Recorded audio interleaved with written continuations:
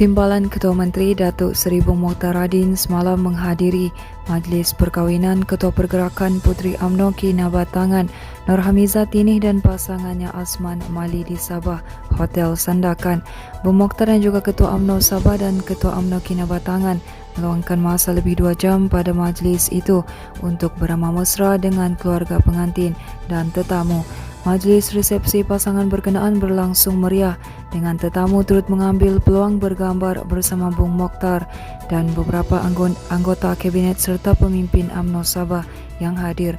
Majlis berkenaan turut dihadiri pemimpin UMNO bahagian Kinabatangan serta ahli keluarga pengantin. Sementara itu, semua pihak diminta supaya memberi ruang kepada Timbalan Ketua Menteri Datuk Seri Dr. Jeffrey Kitingan untuk melaksanakan tugasnya dalam mencari penyelesaian terhadap isu kebanjiran pendatang tanpa izin di negeri ini. Ketua Wira Muda Parti Solidariti Tanah Air Kusta, Kong Sun Choi berkata perbuatan memperlekeh usaha yang diambil Presiden STA itu dan melemparkan pelbagai tuduhan liar terhadapnya adalah sesuatu yang tidak wajar dan tidak sepatutnya berlaku. Katanya tindakan beberapa pihak yang cuba memanipulasikan usaha pemimpin itu menerusi kenyataan tidak berasas selain menyebarkan fitnah untuk mengelirukan rakyat amat dikesali.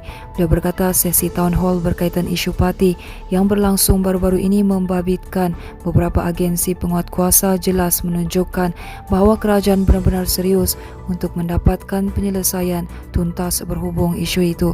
Tegasnya tuduhan yang mengatakan kad pengenalan kepada warga asing bakal dikeluarkan adalah tidak benar sama sekali. Sebaliknya, usaha awal untuk membuat pendataan secara digital terhadap warga asing di Sabah antara strategi awal untuk mengenal pasti jumlah, lokasi serta dasar yang berkesan untuk menyelesaikan isu parti di negeri ini.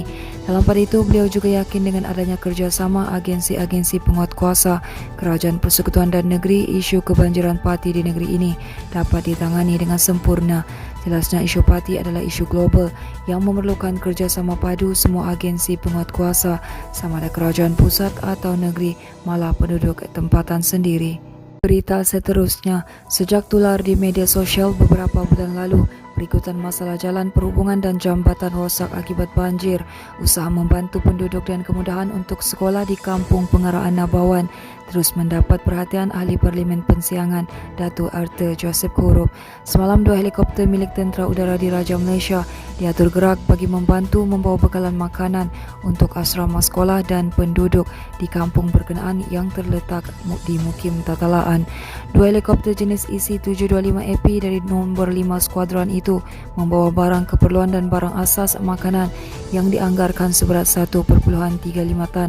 Arthur yang juga Timbalan Menteri Kerja Raya memaklumkan jalan perhubungan ke kampung itu yang sepanjang 45 km terputus akibat banjir dan kini hampir siap dibaiki serta sudah boleh dilalui kenderaan mulai semalam.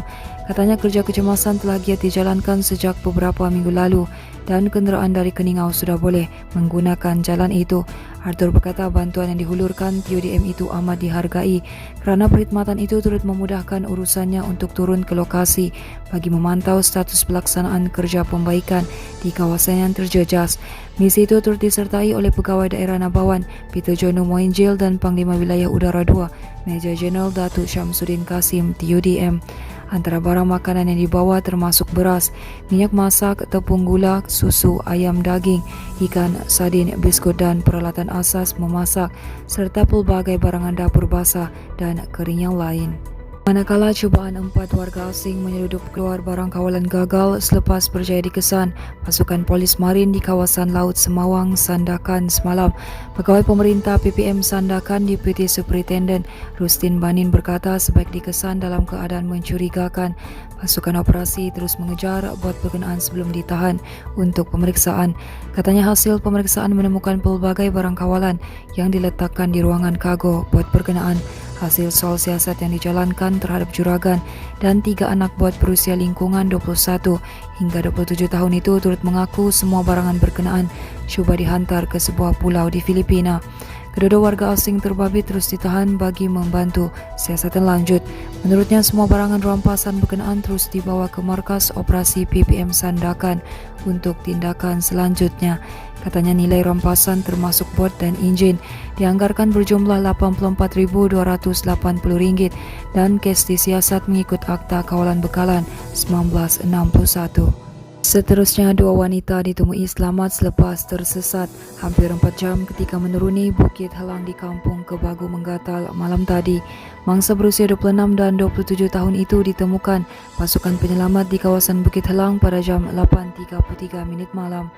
Kedua mangsa dikatakan mula mendaki Bukit Helang kira-kira jam 4 petang sebelum tersesat ketika menuruni bukit berkenaan. Jurucakap Pusat Gerakan Operasi Jabatan Bomba dan Penyelamat Malaysia Sabah berkata, pihaknya menerima panggilan kecemasan pada jam 6.15 petang daripada salah seorang mangsa terbabit. Katanya mereka memaklumkan gagal menjumpai jalan keluar ketika menuruni bukit berkenaan. Katanya pencarian yang turut dibantu anggota polis dan penduduk kampung akhirnya menemui mangsa dalam keadaan selamat pada jam 8.33 malam di kaki Bukit Helang. Menurutnya, pasukan bomba mengiring kedua mangsa turun ke bawah bukit dengan selamat, seterusnya menyerahkan kepada pihak polis untuk tindakan lanjut. Teruskan bersama kami di Desaka.com, berita komprehensif.